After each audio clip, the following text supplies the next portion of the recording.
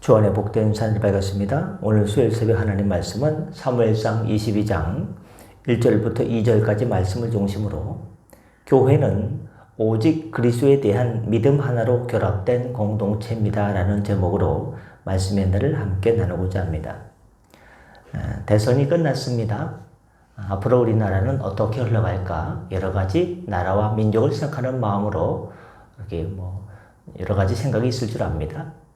이럴 때 중요한 것은 교회가 하나님 앞에 바로 서면 이 나라 민족을 하나님께서 의로 인도해 줄 걸 믿고 믿음으로 달려가는 그것이라 생각합니다. 그래서 교회에 대한 말씀입니다.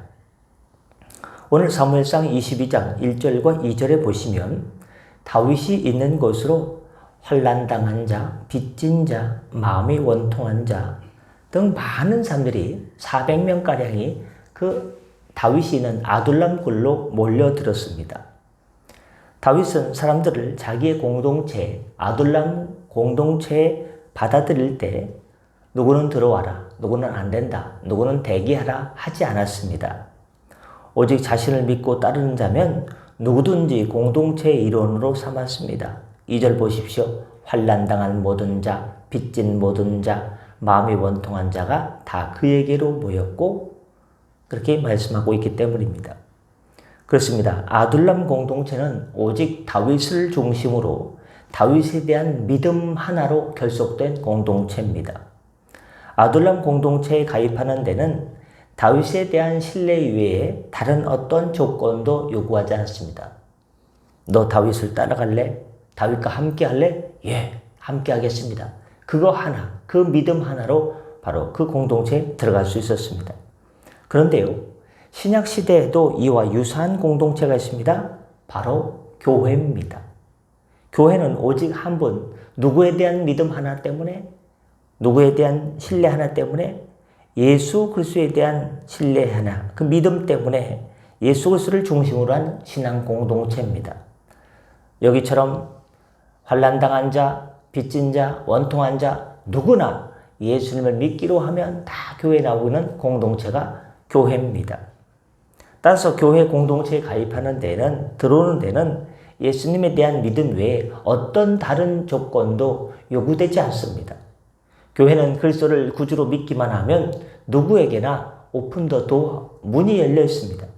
신분이 고귀한 자나 비천한 자, 부자나 가난한 자, 나이 드신 분이나 젊은이나 차별을 두지 않습니다. 교회는 항상 문이 열려 있습니다.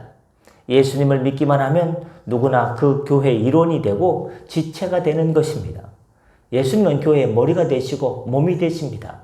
우리는 누구나 이곳에 들어오면 바로 머리와 몸 대신 예수님의 그 지체가 되는 것입니다.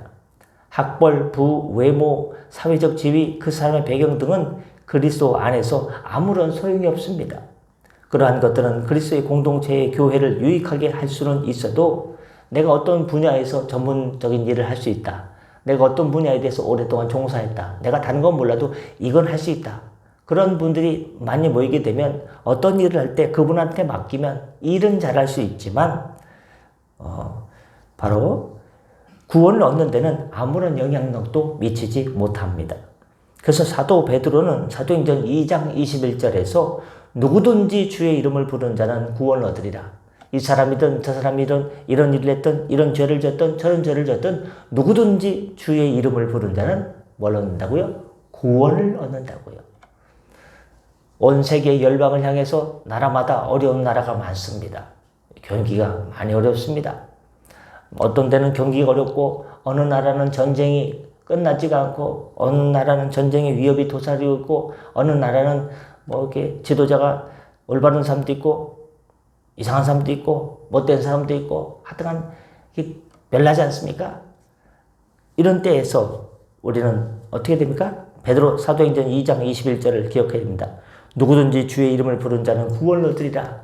영생 구원뿐만 아니라 나라 민족의 어려움으로부터 구원받고 여러 가지 믿음의 위협 가운데서도 바로 구원받고 삶의 자리에서 구원받는 그런 총체적인 구원.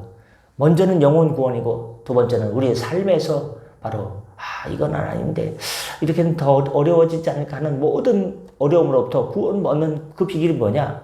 누구든지 주의 이름을 부르면 주님 도와주시옵소서, 건져주시옵소서, 살려주시옵소서, 의로 인도하여 주옵소서. 주님을 찾기만 하면 주님께서 우리에게 산소망이 되신, 부활의 산소망 되신 주님께서 이 어려움을 통해서 더욱더 단단해지고 더욱더 믿음으로 올라서게 되는 계기가 될 것입니다. 그런데도 오늘 교회의 모습은 이런 그리스도의 뜻과는 상관없이 사회적인 조건을 따지는 모습을 갖고 있어서 안타까움을 금할 수 없습니다. 세상에서 잘 나가는 사람이 교회에 와서도 떵떵 소리치는 경우도 일부 교회에서 있습니다. 세상적인 생각들이 교회에 들어오기도 합니다.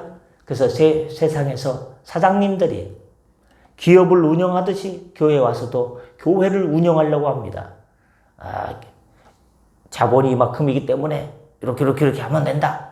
세상적인 생각을 합니다. 물론 자기 형편에 맞게 하는 것은 맞습니다. 그러나 그것보다 우선되어야 될 정신은 믿음으로 하는 겁니다. 교회의 일은 회사를 경영하듯이 운영하는 것이 아닙니다. 교회는 하나님께 기도하고 하나님을 바라보며 하나님의 은혜로 하는 것입니다. 물론 규모 있고 질서 있게 하는 것은 중요합니다. 그러나 세상적인 생각이 먼저 앞서서는 안 됩니다. 믿음으로 하는 것입니다. 그렇습니다. 많은 재물을 가진 사람이 교회에 들어와서 발언권이 강해지면 곤란합니다. 그런 사람들이 그리스도의 옆자리에 앉아야 한다는 세속적인 생각이 교회에 들어오면 안 됩니다. 그리고 가진 것 없고 어려운 사람들은 뒤로 물러나 있고 잠자코 있는 것은 옳지 않습니다. 이런 현대 교회의 모습은 예수님께서 많은 세리와 죄인들과 함께 계신 것을 이해하지 못하고 탐탁치 못하게 여기는 바리새인들의 모습과 결코 다르지 않습니다. 바리새인들은 예수님이 사회적 지위가 있는 자들의 옆자리에 있어야 한다는 생각을 가졌습니다. 그러나 예수님께서는 어떻습니까? 볼품없고 천한 세리와 죄인들을 더 가까이 하셨습니다. 아니 주님, 그들 죄인인데 세상적으로 지탄받는 사람인데 왜 그들과 함께 하십니까? 나는 이들을 위하였다. 나는 죄인을 구원하기 위해 왔다. 나는 의인을 위해 온 것이 아니다. 예수님이 오신 목적은 죄인을 구원하러 오셨습니다. 아니 그들을 더 마태복음 9장 9절부터 13절에 보면 그런 천한 세리와 죄인들을 더 위로해 주셨습니다. 이렇게 예수님께서는 주님을 따르는 자들에게 차등이 아닌 평등을 말씀하심으로 누구와 함께 하실 수 있었습니다. 말씀하시고자 합니다.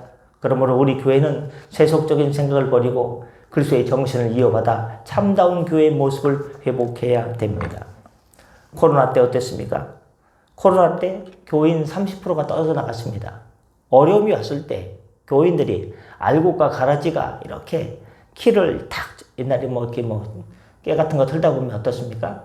쭉정이는 날아가고 알곡은 남지 않습니까? 어려움이 오면요, 교회를 키질하게 되면요, 쭉정이가 떨어져 나가게 됩니다. 또 시대가 변해서 또 교회에 어떤 어려움이 오면은요, 또 이렇게 쭉정이가 날아가고 알곡만 남게 됩니다. 여러 가지 환난과 여러 가지 어려움이 있을 때 교회는 어떻게 됩니까? 다시금 복음 안으로 진리 가운데로 다시금 나가고 다시금 back to the basic 기본으로 돌아가야 됩니다. 하나님을 사랑하고 이웃을 사랑하고 영혼 구원을 위해서 교회의 존재 목적 선교회적인 마인드를 가지고 나가면 하나님께서 어떤 어려움이 다가온다 할지라도 하나님께서 주의 의로운 오른손으로 교회를 붙드시고 성도를 붙잡아 주시고 믿음을 붙잡아 주셔서 아이고 어떻게 살지 어떻게 신앙생활하지 하는 염려 다 푸시시고 하나님의 방법대로 나라와 민족을 다스릴 뿐만 아니라 온 세계 열방을 하나님의 뜻과 하나님의 의지와 하나님의 마음으로 하나님의 방향으로 하나님께서 인도하실 것입니다. 하나님께서는 좋은 사람도 쓰시고 나쁜 사람도 쓰십니다. 결국 어떻게 하기 위해서 하나님의 영광이 드러나도록 하나님의 방법으로 쓰십니다. 인간적인 생각으로 경제적으로 사회적으로 정치적으로 여러 면에서 더 어려워지지 않을까 염려하십니까? 걱정하지 마십시오.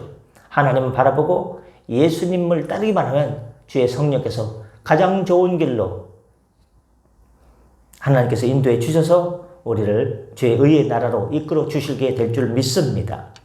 기도하겠습니다.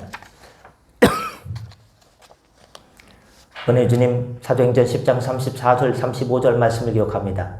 베드로가 입을 열어 가로되 내가 참으로 하나님은 사람의 외모를 취하지 아니하시고 각 나라 중 하나님을 경외하며 의를 행하는 사람은 하나님이 받으시는 줄을 깨닫았다.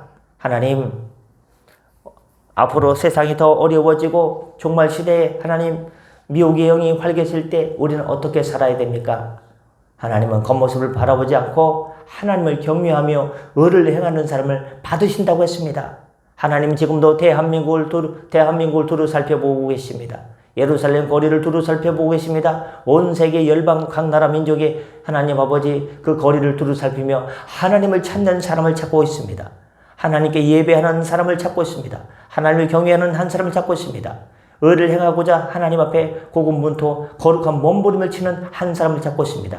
우리 성도 한 사람이 그런 한 사람이 될 때 이 대한민국을 하나님께서 의의 길로 인도하여 주시고 악에서 건져주시고 하나님 믿음의 나라 되게 도와주시고 제사장 나라 되어서 하나님 영혼 구원의 하나님 선도주자의 나라로 이끌어 주시게 될 줄 믿습니다. 로마서 10장 12절 말씀 기억합니다. 유대인이나 헬라인이나 차별이 없습니다. 오늘 아들람 공동체는 차별이 없었습니다. 누구든지 예수님을 구주로 믿기만 하면 바로 누구 다 받아주었습니다. 바로 교회는 그런 곳이 되어야 됩니다. 죄인이 오는 곳입니다. 죄인들을 불러서 하나님께서 의인 삼아주시고 예수 성령으로 인쳐주시고 예수의 보혈에 피 뿌려 주셔서 하나님 아버지시여 교회를 통해서 나라가 바로 서게 하여 주시옵소서. 하나님 아버지 모든 사람에게 부유한 주께서 모든 사람의 주가 되사 저를 부르는 모든 사람에게 부욕해 하신다고 했습니다.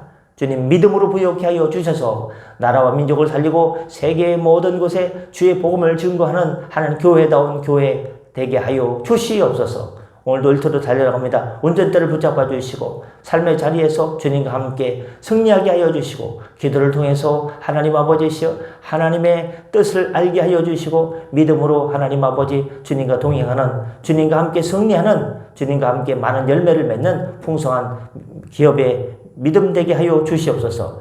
감사하며 축복하며 예수님의 이름으로 기도드립니다. 아멘. 다 같이 잘 기도하시고 편하게 들어가시겠습니다.